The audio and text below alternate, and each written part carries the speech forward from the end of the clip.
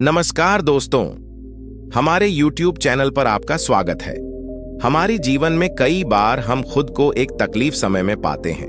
कई बार हमें अनेक तरह के फैसले लेने पड़ते हैं, लेकिन हमें यह नहीं मालूम होता कि वह सही निर्णय है या गलत। क्या उस फैसले का निष्कर्ष हमारे जिंदगी में खुशियां लाएगा या तकलीफ। लेकिन कितने बार हमारे पास सही फैसले लेने की समझ नहीं होते और हम जल्दबाजी में निर्णय कर लेते हैं, और वही फैसला हमारे जीवन का एक अहम निर्णय बन जाता है। यही फैसला हमारे जिंदगी में खुशियां ला सकता है और मुसीबत भी। तो चलिए आज की गौतम बुद्ध के कहानी के माध्यम से समझते हैं कि जीवन में सही निर्णय कैसे ले। दोस्तों, प्राचीन समय की बात है। एक छोटा सा राज्य था। उस राज्य का राजा बहुत ही खुशनुमा जीवन जी रहा था। राजा के पास किसी भी प्रकार के कोई भी चीज, कोई कमी नहीं थी। राज्य के सभी लोग अपने राजा का बहुत अहमियत और आदर किया करते थे। राज्य के सभी जनता अपने राजा से बहुत खुश थी। लेकिन आज कुछ ऐसा हुआ था जिससे राजा की मुसीबतें बढ़ चुकी थी। राजा रात भर पूरा परेशान था और उसे नींद भी नहीं आ रही थी। बीते हुए कई सालों से आज तक इस तरह कभी नहीं हुआ था। राजा के पूरे राज्य पर आज तक किसी ने आक्रमण करने का कोशिश तक नहीं किया था, लेकिन आज बगल के राजा ने इस छोटे से राज्य पर हमला कर दिया था। और आज राजा को अपने 20 साल पहले का बीता हुआ वह दिन ख्याल आने लगा, जब वह एक राजा नहीं था बल्कि वह केवल एक सेना नायक था, और वह अपनी राजा की बातों का पालन करते हुए युद्ध की तैयारी कर रहा था। लेकिन उस समय उसके मन में किसी भी तरह के कोई संकोच नहीं थी, किसी भी चीज का कोई फैसला नहीं लेना था। इसलिए वह निश्चिंत से उन युद्ध की तैयारी में बना रहता था। राजा बहुत संकोच में था। उसे कुछ समझ नहीं आ रहा था कि आखिर वह अपने राज्य गद्दी को किस तरह से किसी और राजा के हाथों में सौंपते, जिस राज्य गद्दी को प्राप्त करने के लिए उसने दिन रात एक कर दिया। कितने लोगों से विश्वासघात किया, कई लोगों को तकलीफ दी, कितने लोगों को दुख पहुंचाया था, कितने तरह की कई राजनीति रची, कई प्रकार के चाल रची। इतनी सारी संघर्ष करने के बाद तब उस राजा का राज्य गद्दी प्राप्त हुआ था। उस राज्य गद्दी को, उस पूरे राज्य को वह अपने हाथों से किसी और राजा के हवाले अपनी पूरे साम्राज्य कैसे थमा देता। राजा को किसी भी तरह के कुछ भी समझ नहीं आ रहा था कि वह क्या करे। वह बहुत संकोच में पड़ गया था। वह बहुत बेचैन था।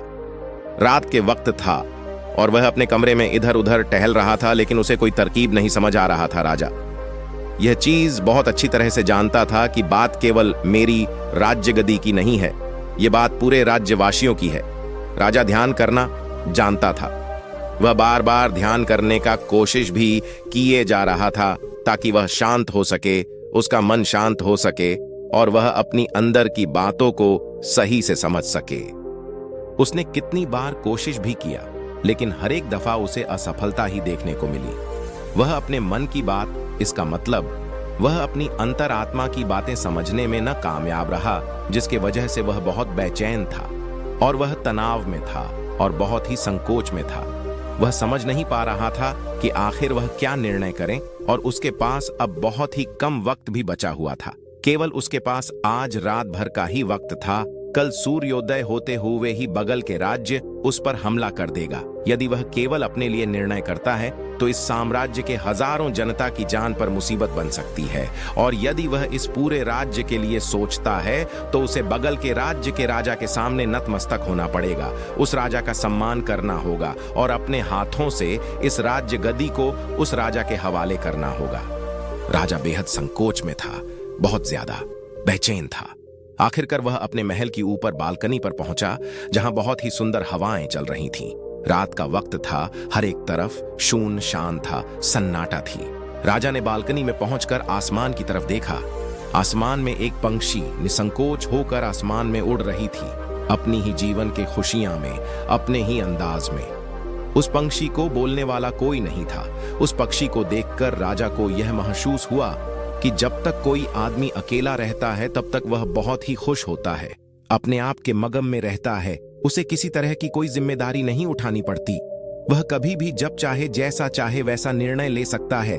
लेकिन हमारे माथा पर हर एक चीज का कार्यभार संभालना रहता है, तो फिर वह इंसान अपना अकेलापन, अपनी खुशियां, अपनी मस्ती को गवा देता है, क्योंकि उसके माथा पर जिम्मेवारी का बोझ आ जाता है। उसे हर एक तरह के चीज को देखभाल करना पड़ता है।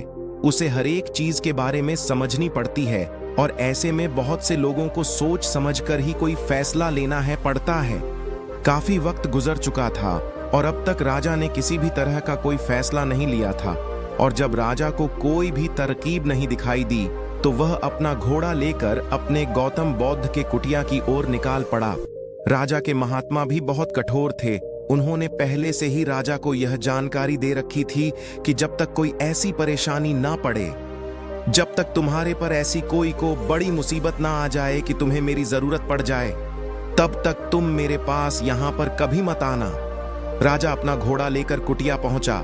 वहां पर जब उसने देखा तो उसके महात्मा गुरु अपने ध्यान में लीन थे। वह अपने महात्मा के ध्यान को भ्रष्ट नहीं करना चाहता था। अपने महात्मा को ध्यान में देख उसके दिमाग में एक बार फिर से खलबली चालू हो गया। उसका एक मन कहता कि महात्मा को ध्यान से निकाल लाए तभी, वहीं पर उसका दूसरा मन कहता नहीं नहीं, यदि संत गुरु को ध्यान से निकाल लिया गया तो यह सही नहीं होगा, संत गुस्से में हो जाएंगे और फिर उसके बाद क्या होगा, यह कोई नहीं जानता। राजा वहां पर बैठे बैठे यह सब विचार कर ही रहा था, तभी वही कुटिया से आवाज आई है, राजा तुम बाहर में बैठकर क्या कर रहे हो, अंदर आ जाओ। राजा कुटिया के अंदर गया और उन बौद्ध गुरु को चरण स्पर्श करते हुए कहता है, मुनिवर आप तो मेरे दिल की बातें भली भांति जानते हैं। आपको यह भी मालूम होगा कि आज मैं क्यों आपके पास आया हूं और मैं किस बात से तकलीफ में हूं। इस बेचैनी के वजह से मुझे नींद नहीं आ रही। आप ही बताइए मैं क्या करूं? मैं किस तरह से कोई एक फैसला लूं? मैं किस तरह से अपनी अंदर की आत्मा की आवाज सुनूं जिससे मैं फैसला लेने में सफल हो जाऊं? किस तरह से मैं एक सफल फैसला लूं और किस तरह से मैं अपने राज्य गद्दी को बचा पाऊंगा? राजा की यह बात सुनकर बौद्ध गुरु हंसने लगे और राजा से बोलते हैं, राजवीर, हर आदमी के दो मन होते हैं। एक मन उसे कोई कार्य करने के लिए उत्साहित करता है तो दूसरा मन उस कार्य को टालने का कोशिश करता है, उस कार्य से छुटकारा दिलाने का कोशिश करता है, और इन्हीं दोनों विचार के बीच में हम उलझ कर रह जाते हैं। हम किसी एक चीज पर फैसला नहीं ले पाते, हम किसी एक रास्ता की तरफ नहीं बढ़ पाते, और ऐसे वक्त में हमारे दिमाग में प्रश्न का भंडार पैदा होने लगता है कि जो निर्णय हम लेने जा रहे हैं क्या वह सही है या फिर गलत। ऐसी स्थिति में निर्णय हमेशा आधी अधूरी रह जाती है और वह हमें अपने पूरे जिंदगी भर पछताने के लिए मजबूर कर देती है। तभी वह राजा कहता है कि मान्यवर, यह तो मैं भी जानता हूं और मैं भी इसी संकोच में उलझा हुआ हूं। मैं यहां से बाहर नहीं निकल पा रहा हूं। मुझे ये नहीं समझ में आ रहा कि मैं किस दिशा में जाऊं, मैं कैसे सही फैसला लूं, मैं कैसे अपनी अंदर की बातों को सुनूं जिससे मैं एक सही फैसला ले पाऊं। आप मुझे कृपया करके कोई रास्ता बताइए, कोई सही तरकीब दिखाइए जिससे मैं सफल और सही फैसला ले पाऊं, जिससे मुझे जिंदगी भर के लिए पछताने का ना हो।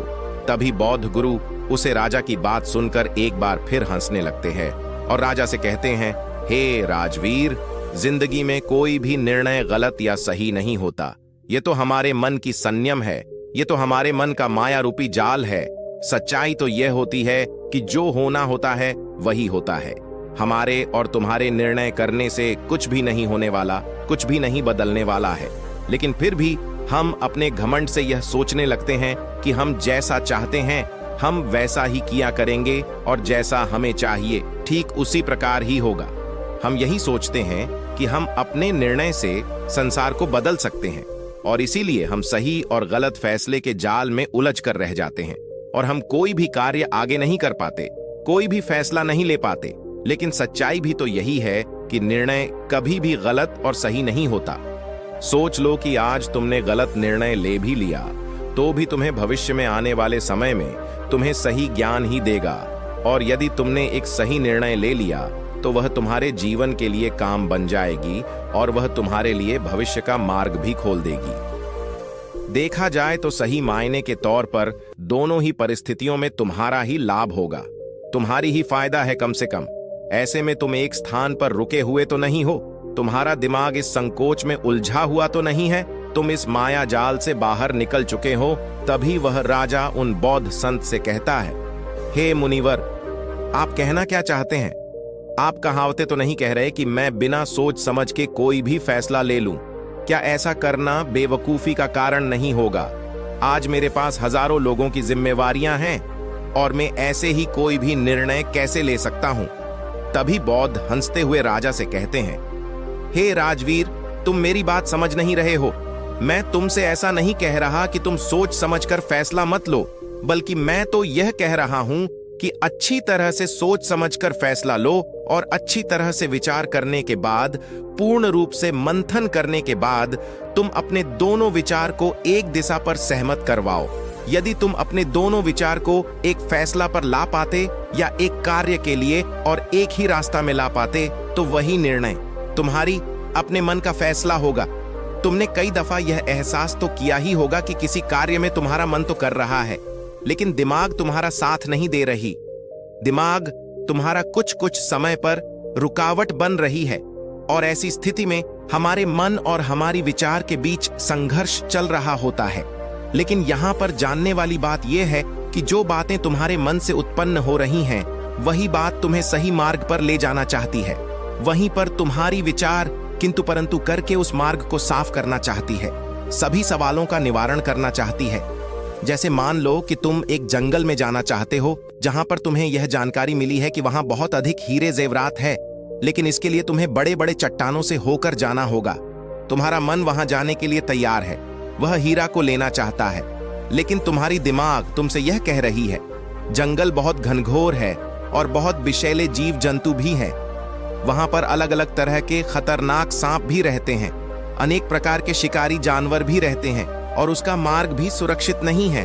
वहां पर एक से एक डाकू और लुटेरे भी हो सकते हैं, पर मालूम नहीं वहां के मार्ग में जल भोजन वगैरह मिलेगा या नहीं मिलेगा, और तो और हमारी शरीर का भी नुकसान हो सकता है। ये सारे सवाल हमारी दिमाग खड़ी करती है, लेकिन इसका मतलब यह नहीं कि तुम्हारी दिमाग तुम्हें रुकावट करने का कोशिश कर रही है, बल्कि वह तुम्हें सचेत कर रही है। और जब तक तुम अपनी दिमाग के प्रश्नों का समाधान नहीं कर लो, तब तक आगे बढ़ना बेवकूफी का प्रमाण ही होगा। ऐसे दिशा पर जाने से पहले तुम्हें अपने भोजन वगैरह की चीजों का उपयोग करना होगा। उसके बाद सुरक्षा के लिए कुछ औजार और कुछ सिपाहियों को भी साथ लेना होगा। और जब तुम्हारी दिमाग पूरी तरह से बेफिक्र हो जाए, जब उसके सभी प्रश्नों का समाधान तुम कर लो, तब तुम आगे बढ़ सकते हो, क्योंकि अब तुम्हारा दिमाग के सभी प्रश्नों का समाधान हो चुका है। लेकिन कुछ ऐसे लोग भी होते हैं जिन्हें मालूम होता है कि उसे जंगल में हीरे मोती है, लेकिन वह यह भी जानते हैं कि यह मार्ग बहुत मुश्किल वाला मार्ग है, लेकिन वह अपनी राह कभी शुरू ही नहीं करते हैं। एक बात और है कि हो सकता है कि तुम्हें वहां पर पहुंचकर कोई हीरे का भंडार ना मिले और तुम्हें वहां से बिना कुछ लिए ही लौटना पड़े, लेकिन तुम्हें इस सच्चाई को भी जान लेना जरूरी है कि जो होना होता है वही ही होता है। उसका पछतावा करने का कोई कारण नहीं बनता। तुमने तो अपनी पूरी प्रयास की थी, तुमने अपना पूरा ताकत लगा दिया था, लेकिन इसके बाद भी तुम्हें कामयाबी ना मिले, तो इसका मतलब यही है कि वहां पर तुम्हारे लिए जो होना था वही हुआ है। उसका पछतावा करने का कोई मतलब नहीं बनता, लेकिन उसे बिना कुछ किए छोड़ भी नहीं देना चाहिए। उस नाकामयाबी से, उस परिश्रम से हमें कुछ सीखना चाहिए, उससे ध्यान लेनी चाहिए, और उसके बाद तुम्हें अपनी प्रयासों को और भी अधिक अच्छा बनाना चाहिए कि इसी चीज पर कार्य करना चाहिए, ना कि बेकार बैठकर पछतावा करना चाहिए और ना तकलीफ करना चाहिए। मैं तो तुम्हें बस यही जानकारी देना चाहता हूं कि अंतरात्मा की बातें हमें तब सुनाई देती हैं जब हमारा मन और हमारी दिमाग दोनों एक बात पर सही तरीके से सहमत हो जाते हैं। तभी बौद्ध संत उस राजा को सतर्क करते हुए कहते हैं, हे राजवीर, मेरी एक बात और अपने मन में अच्छी तरह से डाल लेना। जब भी कोई नुकसान होती है तो वह अपने पीछे पछतावा और तकलीफ जरूर छोड़कर जाती है। तुम्हें हमेशा अपनी हार पर ऐसा ही महसूस होगा कि यदि मैंने कुछ ऐसा कर लिया होता तो शायद मैं कामयाब हो गया होता, और यही पाश्चाताप, यही तकलीफ तुम्हें हर कार्य के पीछे दिखाई देगा जो कार्य में तुम न कामयाब हुए हो। जब भी कोई इंसान असफल होता है तो वह यही सोचता है कि यदि मैंने इस कार्य को उस तरीके से कर दिया होता या फिर उसके बताए हुए तरीके से कर दिया होता तो शायद मैं आज यहाँ पर कामयाब हो चुका होता। लेकिन सच्चाई तो यही है कि तुम्हें कभी भी इस बात का अनुभव नहीं होने देगी कि तुम्हारे साथ क्या फैसला किया गया है और तुम्हारे साथ क्या बीतने वाला है। हाँ, यह बात और है, कुछ सतर्क और कुछ समझदार लोग ही इस बात को मालूम कर पाते हैं कि उनके साथ आगे क्या बीतने वाला है। इसलिए वह कभी भी उस चीज के होने का पछतावा नहीं करते, उसका तकलीफ नहीं करते, क्योंकि उन्हें पूरा मालूम होता है कि आखिर क्या होने वाला है और वह अपनी पूरी प्रयास करते हैं। उसके बाद जो कुछ होना था वह तो होना ही है, उसमें पाश्चाताप करके क्या फायदा। किंतु जिन लोगों को अपने निर्णय पर विश्वास नहीं होता, वह हमेशा केवल विचार ही करते रह जाते हैं। वह हमेशा बीते हुए समय के बंधनों में उलझ कर रह जाते हैं, तकलीफ में रहते हैं, आंसू बहाते रहते हैं, लेकिन वह अपने जीवन में कुछ नहीं कर पाते। लेकिन एक समझदार आदमी यह भली भांति जानता है कि बीते हुए चीज को वापस नहीं किया जा सकता, लेकिन उस पर बैठकर पाश्चाताप करना बेकार है। किंतु वर्तमान में हम सही फैसला ले सकते हैं और भविष्य जो कि हमारे अंदर में है ही नहीं। इसके बाद उन बौद्ध संत ने राजा को आश्रम से जाने का आज्ञा दे दिया और वह फिर से ध्यान में चले गए। और बौद्ध संत गुरु की सारी बातें सुनकर राजा के मन में जो अनेक विचार चल रहा था वह पूरी तरह से स्थिर हो चुका था। राजा पूना महल लौटा और उसने शांति ढंग से अपने मन और अपनी दिमाग को एक ही फैसले पर तैयार करवाया, और वह था कि हम युद्ध करेंगे। जब राजा के मन से यह विचार उठा तो उसकी दिमाग ने उसके सामने कई तरह के प्रश्न पैदा कर दिए, जैसे कि हमारी सिपाही बहुत कम है, हम उनके सामने लड़ नहीं पाएंगे, और उस राज्य के पास एक बहुत बड़ी सेना है जो हमें कुछ ही समय में परास्त कर सकती है। उनके पास अनेक तरह के हथियार हैं और युद्ध करने का जानकारी भी है, और ऐसे ही कई तरह के प्रश्न उसकी दिमाग उससे कह रही थी। उन सभी सवालों का उत्तर देते हुए राजा आगे बढ़ता चला गया और वह इसी फैसला पर जा पहुंचा कि हम युद्ध लड़ेंगे। यदि हम सही नियम से, सही रणनीति से युद्ध करेंगे तो हम कम सेना के साथ ही उन्हें परास्त कर सकते हैं। इसके बाद राजा आराम की निंद्रा में सो गया और अगली सूर्योदय उसने अपने सेना नायक को आवाहन किया कि हम युद्ध करेंगे, सेना को निर्देश करो। सेनापति ने राजा की आदेश का पालन किया। उसके बाद दोनों ही राज्य में भयानक युद्ध हुआ। हालांकि इस राज्य की सेना बहुत कम थी, बहुत छोटी थी, लेकिन राजा की सही फैसला के कारण, राजा की उचित निर्णय के कारण आखिरी में राजा ने इस युद्ध पर विजय प्राप्त कर ही लिया। तो दोस्तों, आप अपने जीवन से बहुत सोच विचार कर सही फैसला लें, और हर एक निर्णय कुछ न कुछ सीख देकर ही जाएगा। उम्मीद है कि आपको यह वीडियो अच्छी लगी होगी। तो दोस्तों, हमारे चैनल को सब्सक्राइब जरूर कर लें और यह वीडियो को लाइक शेयर करें। मिलते हैं नए वीडियो में, तब तक के लिए धन्यवाद। नमो बुद्धाय।